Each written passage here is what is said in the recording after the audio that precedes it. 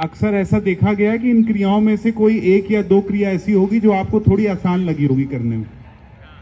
आपने को देखा होगा, किसी के लिए कोई क्रिया आसान है, किसी के लिए कोई क्रिया आसान है। तो शुरू में कोई भी दो क्रियाएं जो आपको लगे कि मेरे लिए बहुत आसान है, उनको पकड़ लें और फिर उससे हम शुरुआत कर सकते हैं। टीवी देखते हुए, ऑफिस में बैठे हैं, या जिस समय आपको लगे कि थोड़ा समय है, उस समय उन क्रियाओं से स्टार्ट करें, तो आपका धीरे धीरे प्रोत्साहन बढ़ेगा।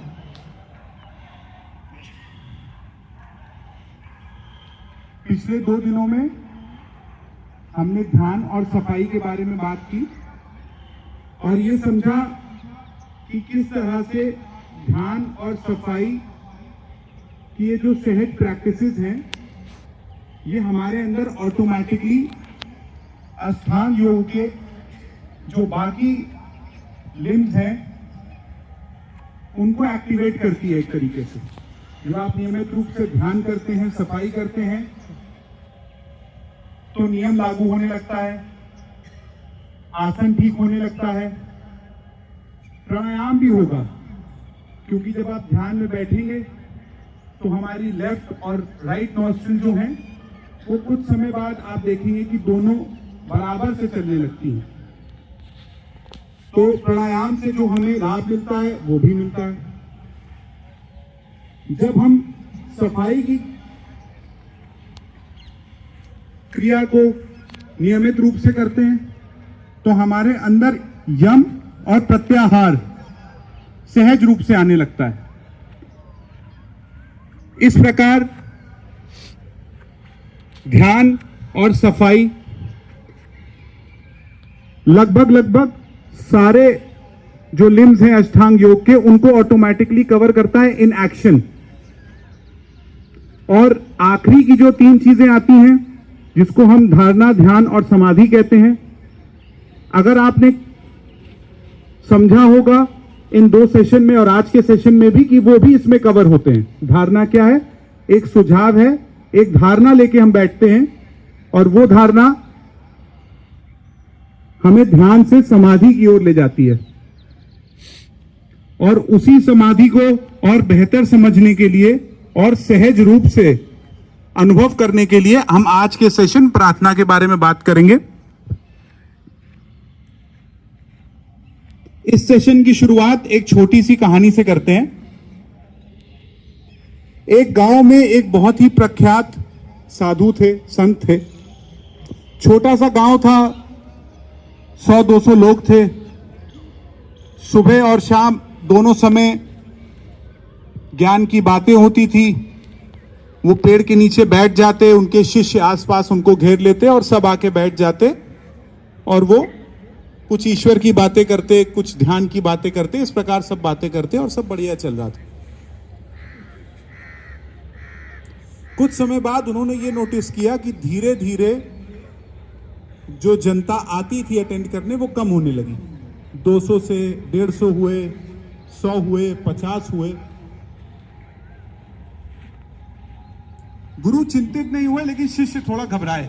आसपास वाले जो शिष्य हैं वो थोड़ा जल्दी घबरा जाते हैं। गुरुजी, तो आपकी फैन फॉलोइंग कम हो रही है। गुरुजी ने कहा कोई बात नहीं, हो सकता है कोई त्योहार होगा, कोई बात होगी किसी घर में। बोले नहीं, हम देख रहे हैं पर डे के हिसाब से कम हो रहे हैं। हर दिन प्रतिदिन 20, 25, 50 लोग कम हो रहे हैं। खैर गुरुजी ने ज्यादा ध्यान नहीं दिया और 10 दिन बाद ये पाया कि एक दिन सिर्फ वो जो शिष्य थे वही थे, पूरा गांव नहीं आया। उस दिन गुरु बड़े चिंतित हुए। शिष्यों से कहा जरा पता लगाओ मैटर क्या है, समझो। शिष्य ने पूरा दिन लिया और आगे गुरु जी को बताया कि बगल वाले गांव में जो नदी पार दूसरा गांव है, उसके तट पे 3 भिक्षु, भिखारी कह लीजिए, भिकमंगे कह लीजिए, आप जो कहना चाहें, 3 भिक्षु हैं और सारी जनता जो है, सारे गांव वाले जो हैं वो वहीं जा रहे हैं। तो साधु को समझ नहीं आया कि भिक्षु के पास जा रहे हैं। तो बोले वो क्या बताता, क्या समझाता है? कह रहा हमें तो समझ नहीं आया, लेकिन सब उनके आसपास जो हैं बस वो ऐसा लग रहा है कि प्रभु की याद में लीन है, बैठे। साधु सोचते हैं कि हो सकता है कुछ जादू टोना होगा, 2-4-5 दिन में जनता ठीक हो जाएगी, वापस मेरे पास आ जाएगी। महीनों गुजर गए, साधु से रहा नहीं गया। उन्होंने नाव की और चले गए दूसरे गांव के तट पे। जो तीनों भिक्षुक थे वो साधु को जानते थे, साधु का बहुत नाम था। वो देखते ही उनके पैरों में पड़ गए। साधु मनी मन बड़े प्रसन्नित कि ये तो आधी जंग मैंने जीत ली। ये तो जिनको जनता देख के यहां आई है, ये तो मुझे जानते हैं, पहचानते हैं, और ना केवल जानते पहचानते हैं, मुझे मानते हैं। बैठे, पूछा तुम तीनों कौन हो? उन्होंने बताया मैं ऐसे भिक्षुक हैं, ऐसे ऐसे गांव गांव जाते हैं और जहां जगह मिल जाती है, जहां भोजन मिल जाता है, वहां रुक जाते हैं। बोले कौन से ईश्वर में मानते हो, कौन से धर्म के हो, कौन सा पाठ करते हो, कौन सा मंत्र करते हो? ऐसे कई प्रकार के उनसे सवाल पूछते हैं। और वो तीनों बहुत ज्यादा परेशान, हताश, नजर झुकाए, किसी सवाल का जवाब नहीं दे पाते। गुरुजी मन ही मन और प्रसन्न हो रहे हैं। उनमें से एक बहुत ही शर्मिंदा होकर गुरुजी से कहता है कि हम आपको सच बताएं तो हमको तो खुद नहीं पता ये सारी चीजें। तो बोले कैसे लेते हो ईश्वर का नाम, फिर कैसे लेते हो, क्या कर रहे हो ऐसा? तो वो बोले कि आप हंसेंगे तो नहीं अगर आपको बताएंगे। कह रहे नहीं नहीं बताओ, कोई बात नहीं। तो बोले क्योंकि हम तीन हैं तो हम तीनों यही प्रार्थना करके बैठ जाते हैं कि हम तीन, तुम तीन, दया करो। ब्रह्मा विष्णु महेश का कॉन्सेप्ट हम सभी को पता है, तो वो इसी कॉन्सेप्ट में बिलीव करते थे। साधु को तो एकदम मजा ही आ गया, ये तो पूरी जंग जीत ली, ये कैसी प्रार्थना, हम तीन तुम तीन, दया करो। और इससे इन्होंने इतनी जनता इकट्ठी कर ली। साधु ने बड़ा डांटा, फटकारा कि ये क्या कर रहे हो, जीवन खराब हो जाएगा, कल से तट किनारे मैं बैठता हूं, समझाता हूं, आया करो।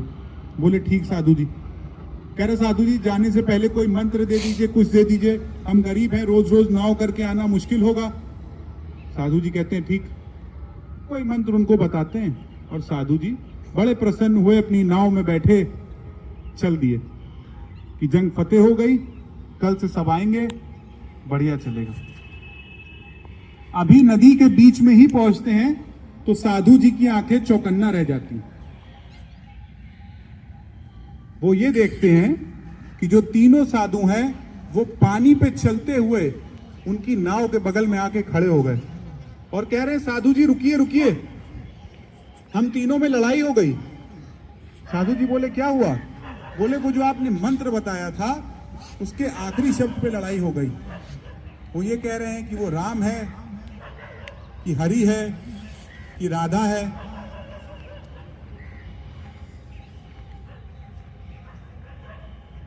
कहानी से सीख क्या मिली?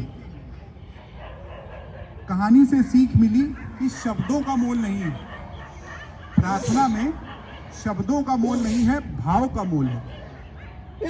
शायद उनके भाव में वो ताकत थी जिसने ईश्वर को उनकी तरफ आकर्षित कर लिया था। इसी वजह से शायद वो रिद्धि सिद्धि पा ली और चल पा रहे थे, जो वो साधु जी नहीं पा पाए। तो हमें भाव पकड़ना है, पहली बात तो ये। अब साथ ही सवाल आता है कि प्रार्थना क्या नहीं है, तो ये भी समझ लेना जरूरी है कि प्रार्थना मांग नहीं है। जब से मनुष्य रूप लिया है हर चीज बड़ी ट्रांजैक्टरी हमने सीखी है, लेन देन सीखा, ऐसा है कि नहीं?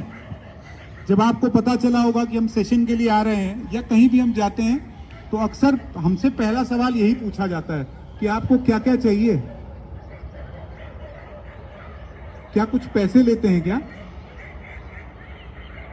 जब वो ये सुनते हैं कि नहीं ये संस्था तो मुफ्त में कराती है, सब चीज है, तो फिर मन में दूसरा सवाल आता है, हमें इससे क्या मिलेगा? हम अपना समय इतना आपको देंगे सेशन के लिए, तो हमारे विद्यार्थियों को, अगर हम स्कूल में जाते हैं, कॉलेजेस में जाते हैं, तो वहाँ पे ऑफिसेज में जाते हैं, कहीं भी जाते हैं अक्सर ये सवाल, हर जगह नहीं होता लेकिन अक्सर ये सवाल पूछा जाता है। हम भी अपनी रोजमर्रा की जिंदगी में कुछ भी कार्य करते हैं तो हमारे मन में एक ट्रांजैक्टरी भाव रहता है। मैं पेशेंट करता हूं तो मुझे पता है कि इनका ये कार्य कर रहे हैं तो मुझे इससे कुछ मिलना है, मिलना भी चाहिए, जीवन यापन के लिए जरूरी है। मजे की बात यह हो गई कि हम ईश्वर के साथ भी ट्रांजैक्टरी हो गए। ऐसा है कि नहीं? जिसे 10 रुपए चाहिए वो 1 रुपए गुल्लक में डालता है, 10 की मांग करता है बहुत प्रेम से। और जिनको 10 करोड़ चाहिए, 1000 करोड़ चाहिए, वो 1 करोड़ डाल के 1000 करोड़ 100 करोड़ की मांग करते हैं। प्रोसेस सेम है, प्रोसेस में कोई चेंज नहीं है। आप ये मत सोचिए कि हमारी प्रार्थना में और अंबानी जी की प्रार्थना में कोई ज्यादा फर्क है, अमाउंट का फर्क है बस। तो ये कैसा रिश्ता? आज अगर आपका पुत्र, आपकी पुत्री अगर आपसे कहे कि पापा ऐसा है, जो जो मेरा है वो सब मुझे दे दीजिए, आज हिसाब कर दीजिए, आज हम बता दीजिए मुझे क्या क्या है, हमें दीजिए। तो एक पुत्र, मुझे ऐसा लगता है, किसी भी भाव से मांग रहा हो, लेकिन एक पिता समझता है कि सब कुछ तो मेरे पुत्र का है, मेरी पुत्री का है। और शायद कहता भी यही है कि बेटा बेटी, जब समय आएगा तो सब तुम्हें दे देंगे, सब तुम्हारा ही तो है।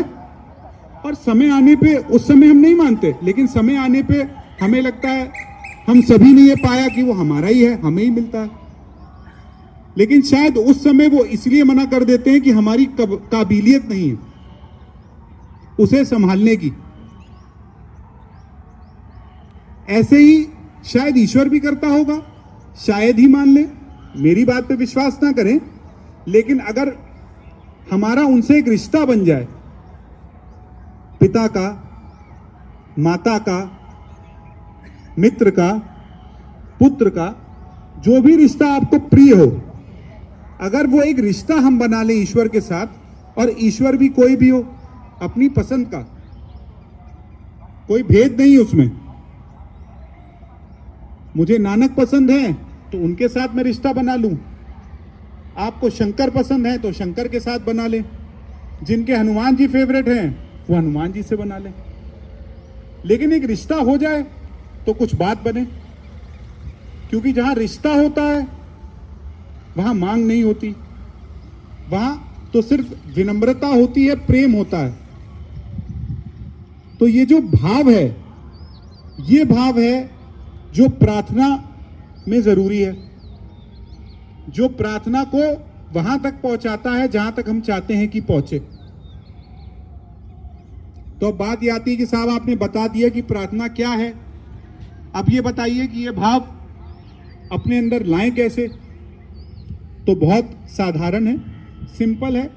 हार्टफुलनेस की 4 लाइन की प्रेयर है जो हम आपको बताएंगे।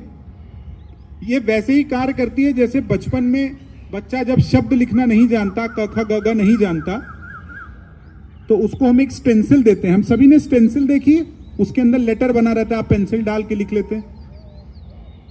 या इस प्रकार से समझ लें कि बच्चा जब चलने लगता है धीरे धीरे, या चलने की कोशिश करता है, तो हम सबसे पहले उसको क्रॉलर देते हैं, फिर धीरे धीरे वो चलता है, फिर उंगली पकड़ के चलता है, फिर दौड़ने लगता है, भागने लगता है।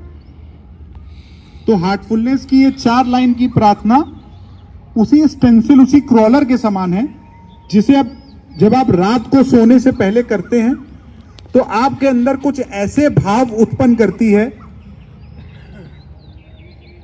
कि आप अपने और ईश्वर के बीच के रिश्ते को एक नए रूप में देख सकें। मेरे कई भाई हो सकता है ईश्वर में बिलीव ना करते हो, कोई बात नहीं, हम उसकी साइंटिफिक रीजनिंग भी देते हैं। चेतन और अवचेतन मन के बारे में मुझे लगता है हम सभी को पता होगा। हमारा एक चेतन मन है, वैसे तो बहुत स्तर हैं, बट सिंप्लीफाई करने के लिए एक चेतन मन है, कॉन्शियस माइंड, एक अवचेतन मन है, सब कॉन्शियस माइंड। वो सब कॉन्शियस माइंड, अवचेतन मन जो है वो एक स्टोर रूम के जैसे है, या आप ऐसे समझ लें कि वो एक पेन ड्राइव है, जो जब आपका फर्स्ट बर्थ हुआ है तब से लेके जो लास्ट बर्थ होगा तब तक का जो सारा डेटा है उस पेन ड्राइव में सेव होता है, सब किसी का, हर किसी का, without any exception, no discrimination of caste, creed, colour, race. तो ये जो आपकी पेन ड्राइव है ये पूरा समय एक्टिव रहती है। देखिए कितनी अचंभित होने वाली बात है।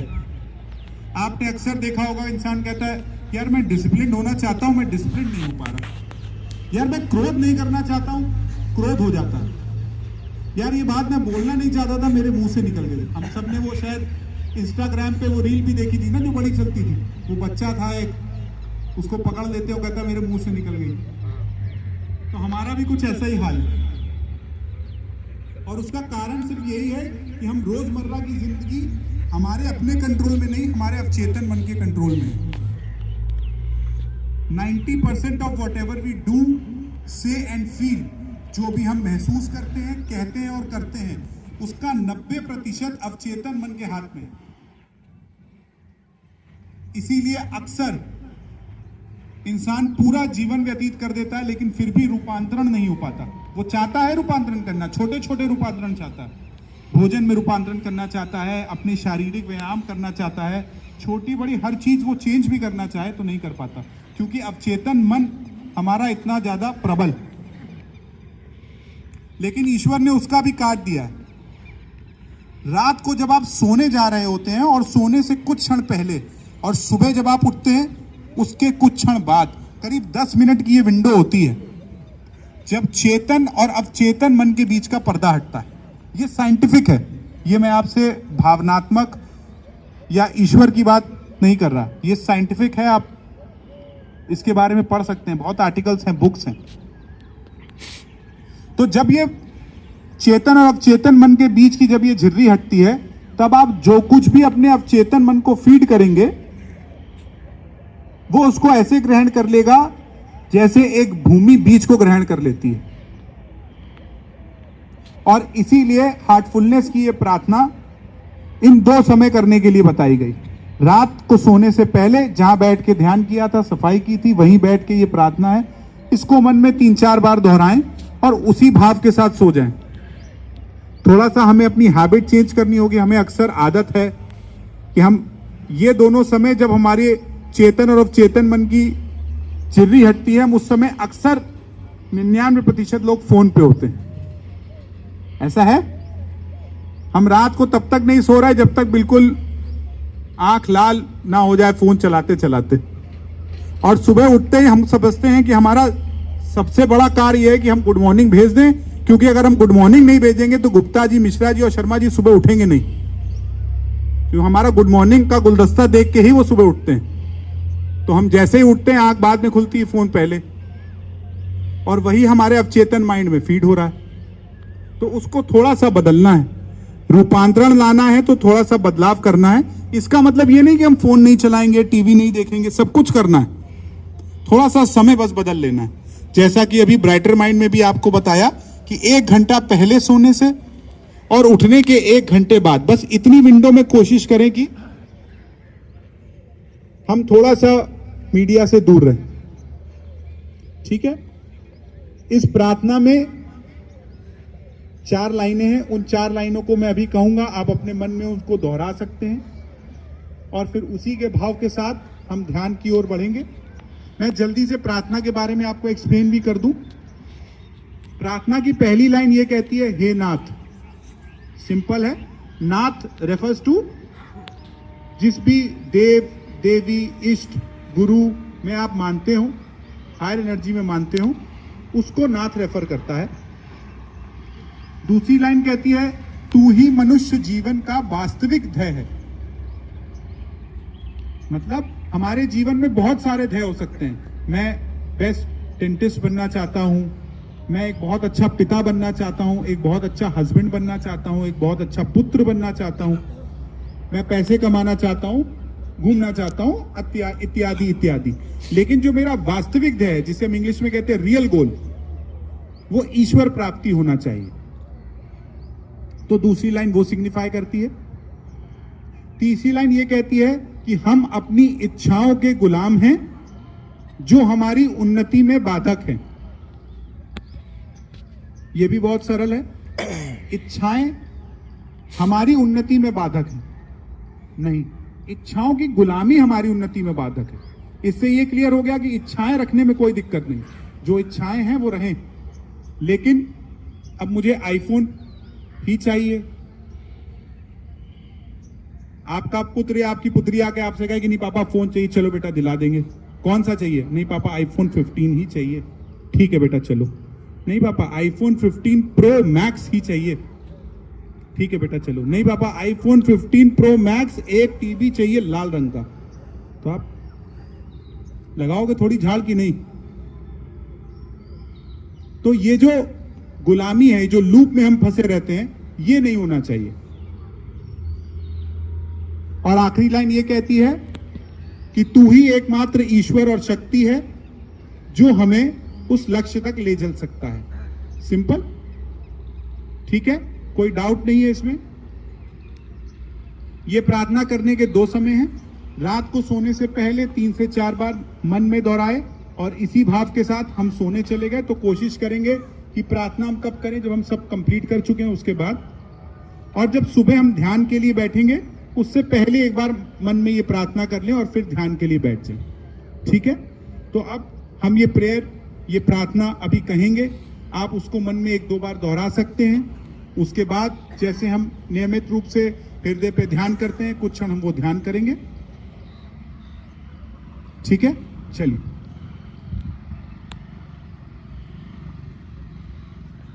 आराम से बैठ जाएं और कोमलता से अपनी आंखों को बंद कर लें।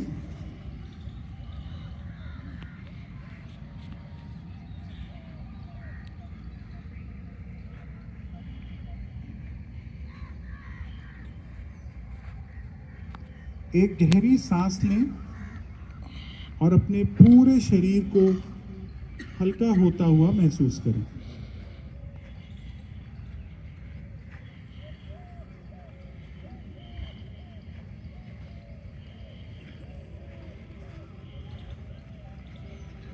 प्रार्थना की इन पंक्तियों को मन में दोहराना है।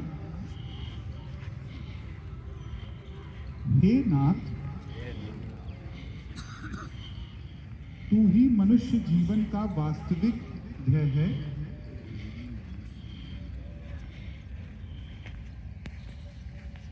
हम अपनी इच्छाओं के गुलाम हैं।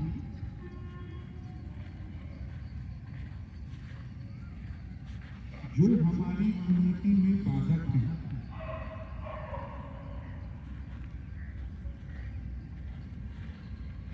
तू ही एकमात्र ईश्वर एवं शक्ति है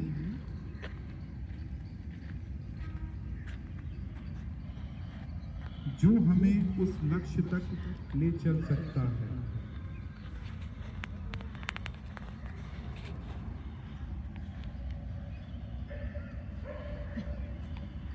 एक बार फिर करेंगे। हे नाथ, तू ही मनुष्य जीवन का वास्तविक ध्येय है।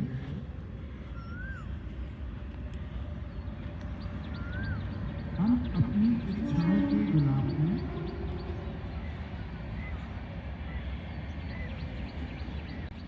जो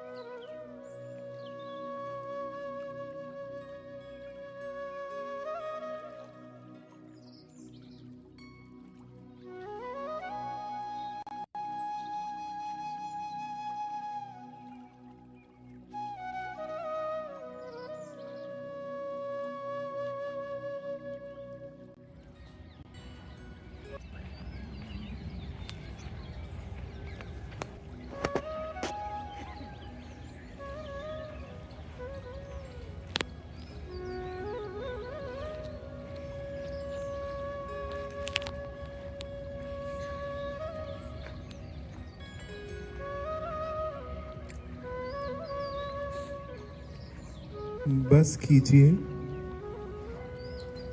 कुछ क्षण और अपनी आंखों को हम यूं ही बंद रखेंगे।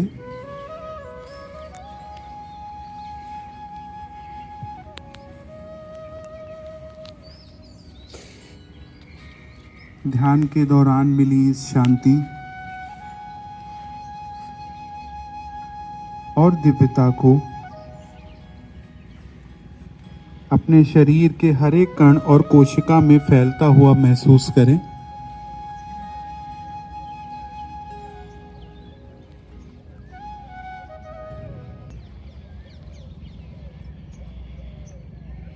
और जब खुद को इस अवस्था में पूरी तरह से स्थिर होता हुआ पाएं, तब हम धीमे से अपनी आंखें खोल सकते हैं।